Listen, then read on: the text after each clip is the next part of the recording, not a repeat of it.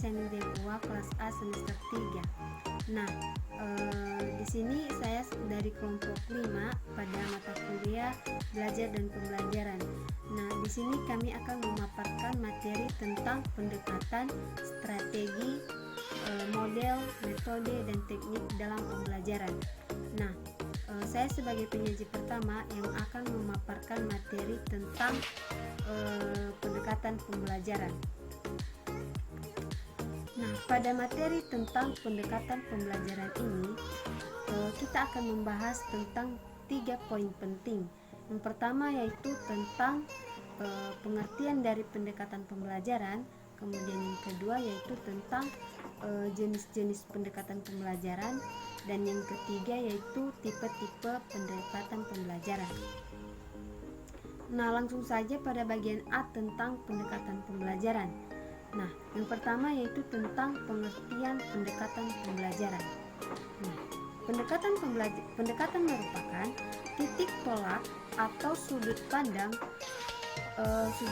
kita terhadap proses pembelajaran, sehingga pendekatan pembelajaran dapat kita artikan sebagai titik tolak atau sudut pandang kita terhadap pembelajaran yang merujuk pada pandangan tentang terjadinya suatu proses yang sifatnya masih sangat umum dan juga di dalamnya mewadahi, menginspirasi, menguatkan, dan melatari metode pembelajaran dengan cakupan teoretis tertentu.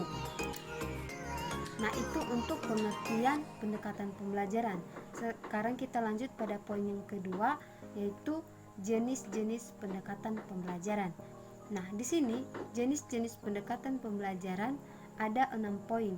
Yang pertama yaitu tentang pendekatan individual, kemudian pendekatan berkelompok, pendekatan bervariansi, pendekatan edukatif, pendekatan keagamaan, dan pendekatan keberagaman.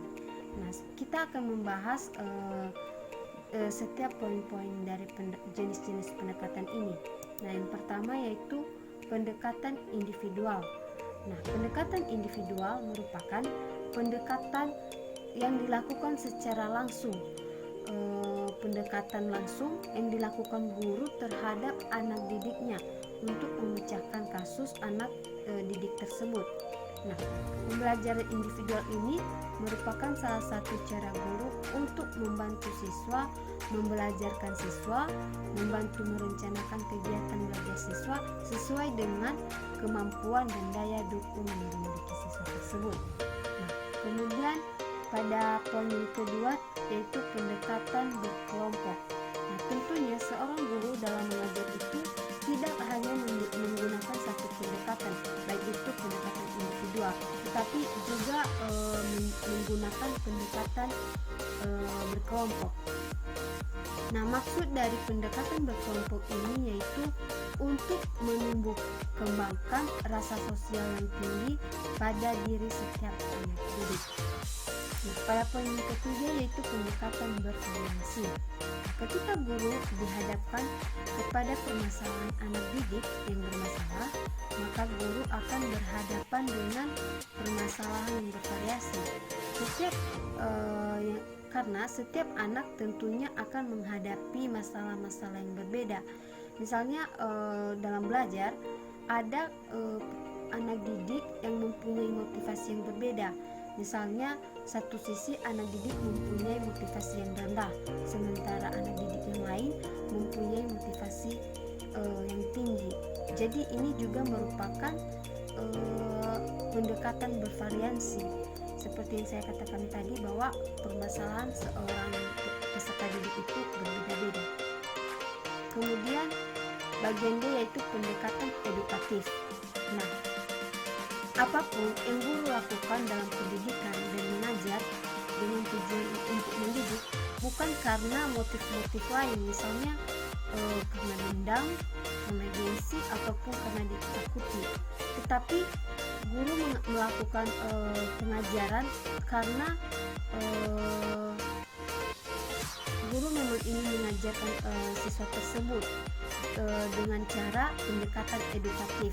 Nah, setiap tindakan dan perbuatan yang dilakukan guru harus bernilai dengan pendidikan dan juga tujuan dari pendidikan itu dapat tercapai, sehingga nantinya peserta didik yang diajarkan mampu menghargai norma hukum, norma sosial, dan norma susila ataupun norma-norma agama yang berlaku.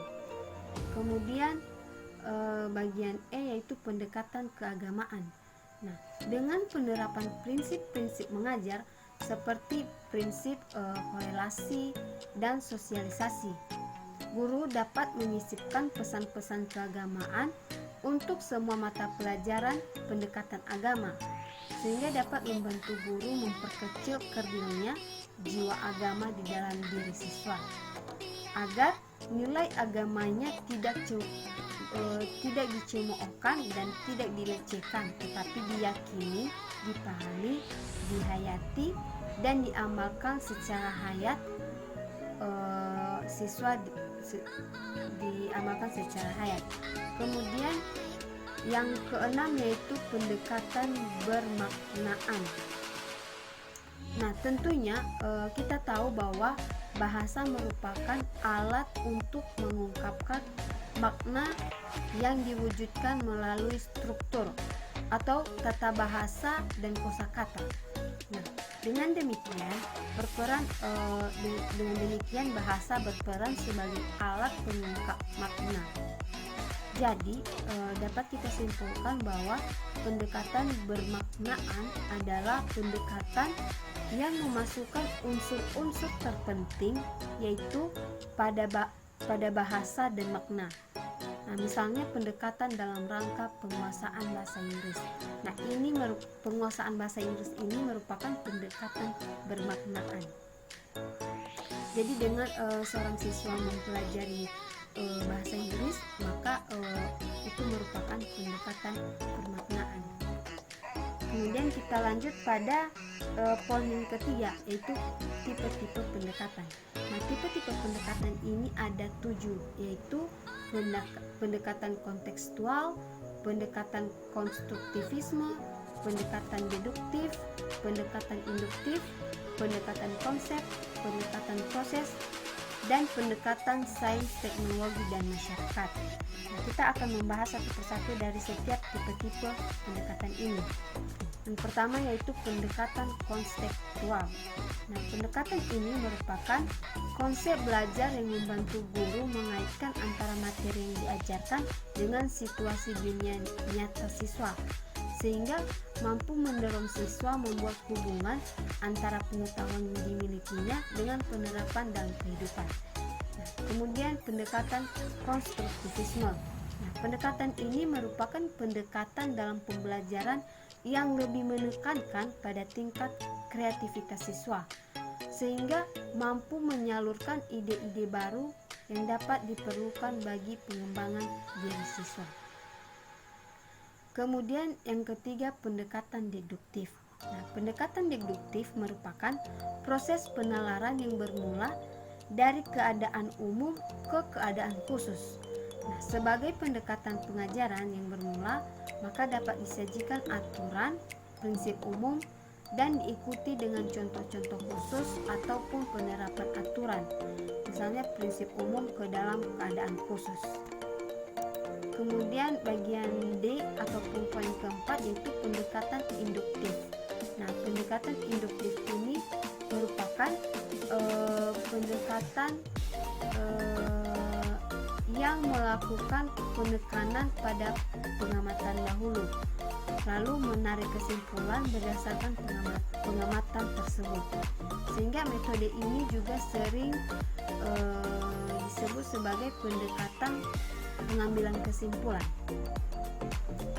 Ataupun dapat kita simpulkan bahwa pendekatan induktif ini merupakan pendekatan dengan proses penalaran yang bermula dari keadaan khusus menuju keadaan umum. Ini merupakan kebalikan dari pendekatan deduktif, di mana pendekatan deduktif tadi yaitu dari yang umum ke yang khusus, sementara yang induktif yaitu dari yang khusus ke yang umum. Kemudian bagian E yaitu pendekatan konsep. Nah, pendekatan konsep adalah pendekatan yang mengarahkan peserta didik menguasai konsep secara benar dengan tujuan agar tidak terjadi kesalahan konsep. Nah, pendekatan konsep merupakan suatu pendekatan pengajaran yang secara langsung menyajikan konsep tanpa memberi kesempatan kepada siswa untuk menghayati bagaimana konsep itu diperoleh. Kemudian poin yang keenam yaitu bagian F, pendekatan proses. Nah, pendekatan proses merupakan pendekatan pengajaran yang memberikan kesempatan kepada siswa ataupun peserta didik untuk menghayati proses penemuan atau penyusunan suatu konsep sebagai suatu keterampilan proses. Nah, pendekatan proses juga merupakan pendekatan yang berorientasi pada proses, bukan hasil. Nah, jadi di sini nanti peserta didik akan diharapkan benar-benar menguasai proses. Kemudian yang terakhir yaitu pendekatan sains, teknologi, dan masyarakat, ataupun dapat dikatakan sebagai pendekatan Science, Technology, and Society, atau disingkat dengan STS, ataupun pendekatan sains, teknologi, dan masyarakat. Nah, pendekatan ini merupakan pendekatan ataupun gabungan antara pendekatan konsep, keterampilan proses, inquiry, dan discovery, serta pendekatan lingkungan. Demikian pembahasan dari saya sebagai penyaji pertama tentang